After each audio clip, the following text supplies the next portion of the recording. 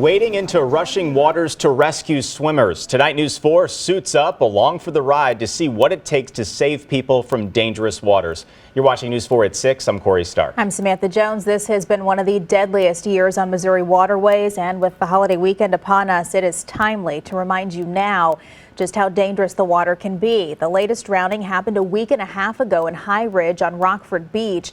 Only News 4's Jenna Ray joins first responders on the Big River as they prepare for risky rescues. All right, hold.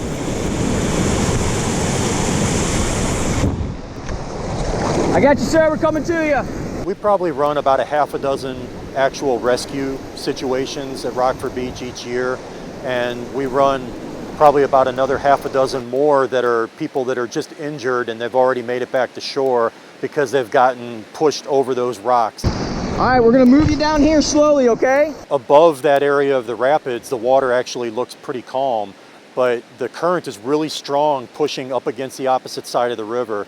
And so we see a lot of times people who are trying to swim, and once they get out just towards the middle of the river, that's where the current is the worst. And once they get in the current, they really can't swim their way out of it.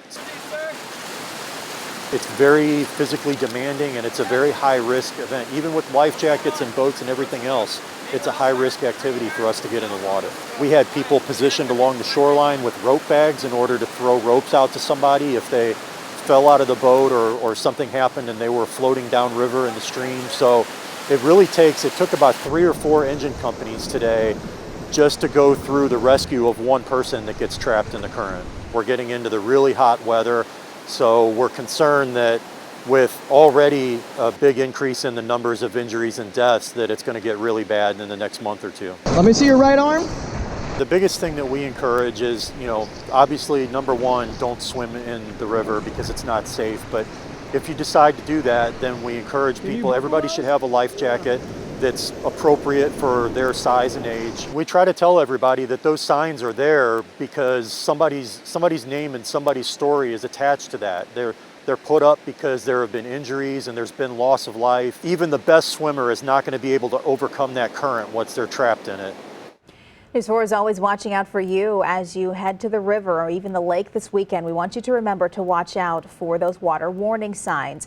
Always have a life jacket on, and when you're in danger, you won't have time to think and slip one on, so make sure you put it on as soon as you get on the water. And always know your location. If you have to call for help, in an emergency, it'll help crews get to you a whole lot faster.